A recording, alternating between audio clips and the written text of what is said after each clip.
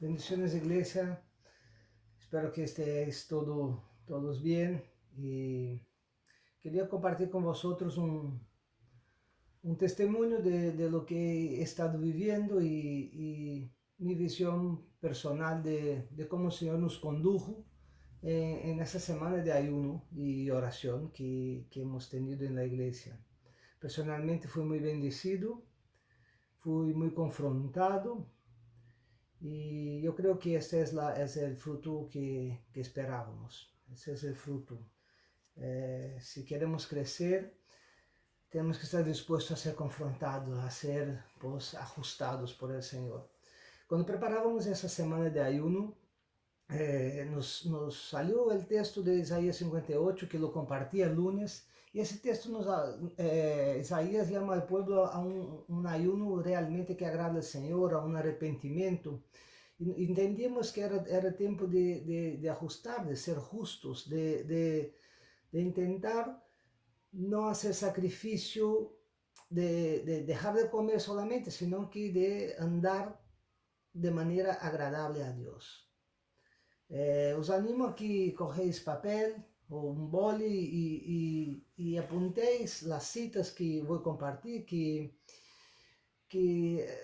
entendo que es tiempo de digerir y de poner en práctica aquello que el Señor nos ha dado en esa semana. Yo personalmente creo que nos ha dado mucho y sobre todo nos ha dado mucho trabajo, mucha cosa que hacer, que ajustar. Si queremos crecer, el principal pedido que teníamos como ministerio era el crecimiento de la iglesia, era que Dios nos dirigiera, que nos guiara por donde quiere que vayamos como iglesia. Yo creo que el Señor ha dado instrucciones claras. Tenemos a veces un problema que está profetizado en la Biblia, que en los últimos tiempos habrá pues,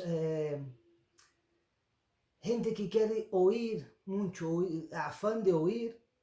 Yo entiendo esto como que oímos mucha palabra, pero mañana quiero una palabra nueva, algo nuevo, algo nuevo. Y sabes que la Biblia, la palabra de Dios, no tiene novedades. Si te das cuenta, desde el antiguo pacto hasta Apocalipsis, el Señor trata de lo mismo. El pueblo da vueltas, siempre vueltas. El Señor trata de arrepentimiento, de obediencia, y no hay tanto secreto. A veces buscamos muchas palabras, a internet está lleno de predicadores buenos y buscamos fuera. ¿Sabes qué? Porque a veces no queremos obedecer o poner en práctica, ¿vale? Me ha gustado mucho que algún hermano ha dado testimonio de que han puesto en práctica lo que han escuchado esa semana y ha habido frutos, ¿vale? El Señor nos hablaba desde un principio de derrubar ídolos, altares, dioses ajenos. Por esto salió decidimos la semana del ayuno para quitar del medio pues, el Dios de la glotonería, el Dios del afán del mundo, el Dios de las compras, de la internet, todo aquello que nos ocupa, que nos llena y que nos aparta de Dios. Esa era la idea principal del ayuno. Entendíamos en Isaías 58 que el ayuno es un tiempo como si fuera el día de reposo, es el día que pones a Dios en primer lugar.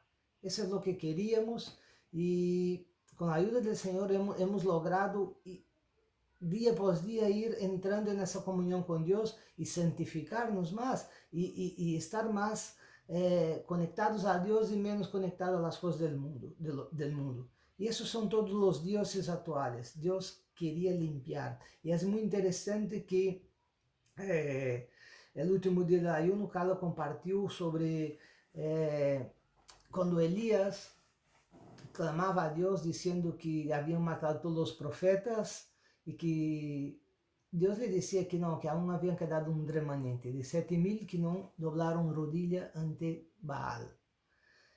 Y habla de los dioses. Y justamente el sábado, cuando finalizábamos el ayuno, yo leía Jueces 6 y cuenta la historia de Gedeón, como Dios le llama para salvar al pueblo que estaba en apuros. ¿Por qué el pueblo estaba en apuros? Porque no habían obedecido las indicaciones de Dios. Desde que salieron de Egipto, Dios decía, cuando entraren en la tierra, quitar al pueblo, eliminar todo para que no os mezcléis con ellos y acabéis servindo a sus dioses. Tú puedes leer Números, Josué, y pasaje tras pasaje, Dios va diciendo lo mismo: no servir a los dioses de este mundo. ¿Sabes qué? Hoy el pueblo de Israel en aquel tiempo venía a una tierra que no era su tierra, que Dios le había dado. Y hoy vivimos en una tierra que no estamos en nuestro reino. No tenemos que mezclarnos con el mundo y servir a sus deleites. Así como Dios pedía al pueblo de Israel de no servir a otros dioses, nosotros estamos llamados a lo mismo, a no servir a los dioses de este mundo, a los dioses de esta sociedad. Y esto es una cosa que a través del ayuno podemos lograr victorias sobre esta servidumbre. Yo creo que el ayuno es una arma poderosa que Dios nos ha dado para justamente no doblar rodilla ante los dioses de este mundo. Es interesante que la semana de ayuno coincidió con la semana de carnaval. Es muy interesante, no lo habíamos planeado así, después me di cuenta y nada es por acaso. El Señor nos está confrontando a esto, a una iglesia que sea solo pura y agradable a Dios, que no mezclemos, que no dejemos las cosas sutiles del mundo entrar y contaminar, que no nos mezclemos con los dioses de este mundo.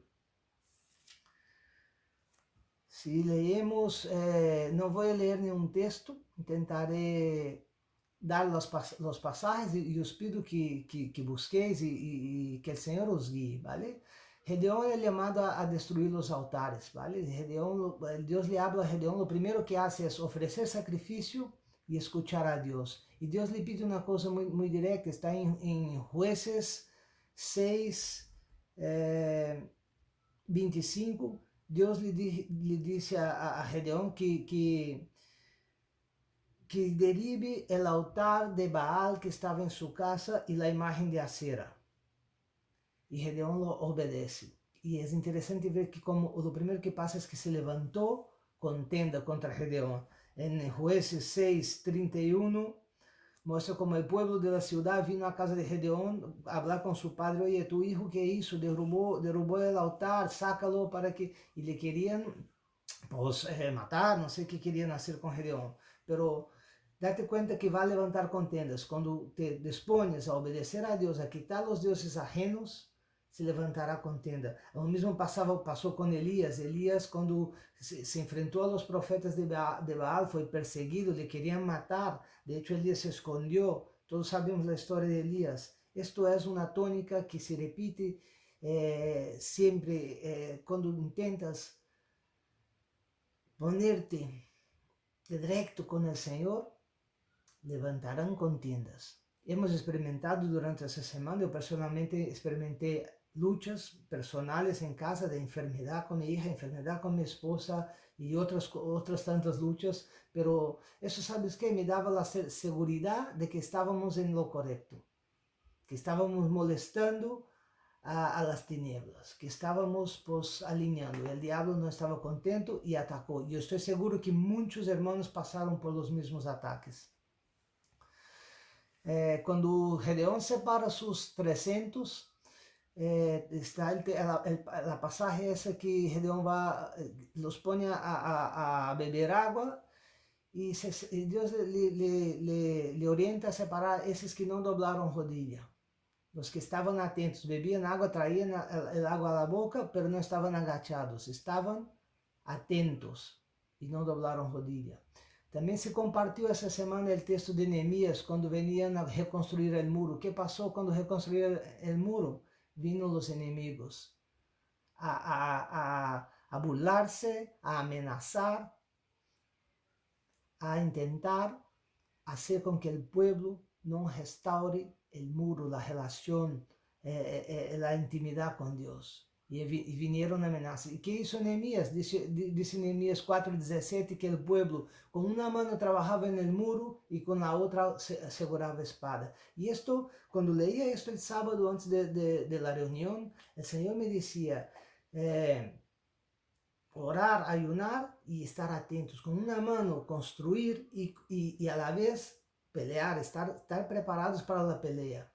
Os conto um testemunho muito rápido e muito sencillo e muito gráfico de como o Senhor me mostrou como é sutil, como o diabo é sutil e tenta infiltrar sus dioses dentro de nuestros hogares. Mira, mi hija tuvo problemas el lunes en el colegio, llegó llorando en casa porque le amenazaban los niños más grandes, que eran los trabajadores del rey del carnaval, Carnestoltes, no sé si conocéis aquí, el Carnestoltes es el rey del carnaval y manda consignas a los niños, y los niños tienen que obedecer. Mi hija llegó llorando que si no fuera disfrazada el día siguiente le iban pues, perseguir en el colegio o hacer algo. Entonces, hemos podido dar la vuelta a la situación y pasó, y mi hija fue y hemos hecho una tarjeta donde ponía que era hija de Dios y que nada le podía tocar. Y hablamos con los profesores y pasó todo bien. El miércoles fui a buscar y mi hijo más pequeño, Daniel, volvía del colegio con una cinta así finita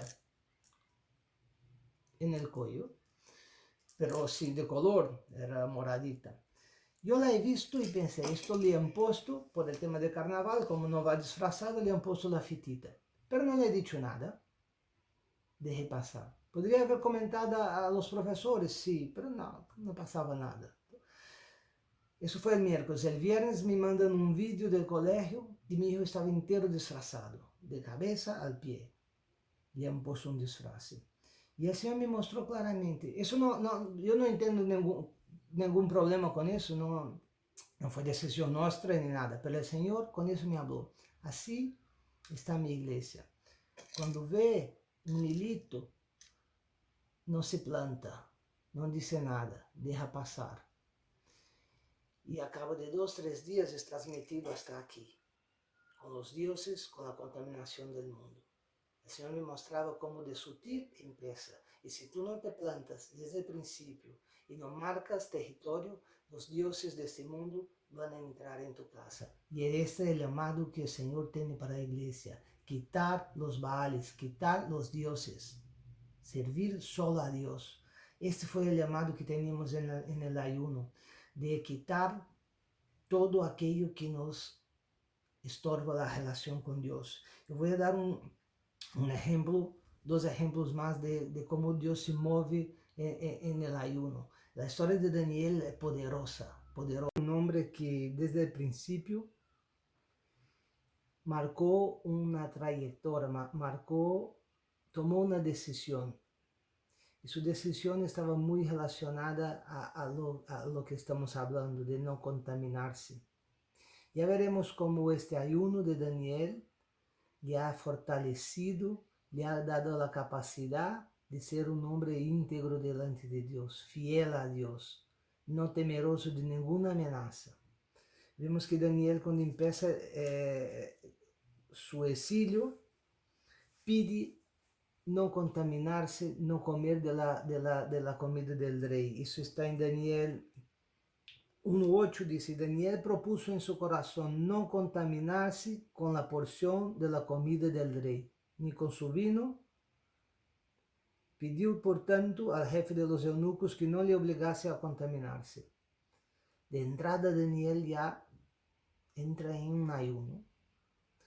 Dice que Daniel solo comía legumbres y Dios le honró, le ha dado fortaleza para no sucumbir a las presiones. Vemos cómo empieza Daniel ya siendo presionado en el capítulo 3.